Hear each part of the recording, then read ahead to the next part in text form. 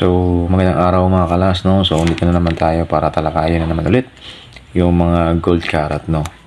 So, ito na naman yung bali tatalakayin natin ngayon is 12K na naman, no? So, ano ba yung combination ng 12K? So, yung 12K ay combination ng 50% of gold at saka 50% din ng other metal. So, ano na lang, kalahati na lang nito ng gold saka kalahati ng metal. So, itong alahas na to mostly ay yung mga tatak nito ay 12K no, minsan may mga tatak talaga sila na 12K o minsan nga may mga walang tatak, so ma-determine mo na lang siya na 12K kung gagamitan mo talaga ng stone o yung kakaskas mo siya or meron kang mga magamit na pang-detect na mga karat gold no, minsan kasi wala sing tatak ito.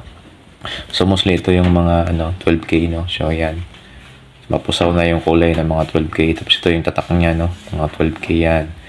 So ito yung 12K na to is mababa na klase ng alahas at matigas na rin to, so pero pwede to siya pang gamit na pang araw-araw.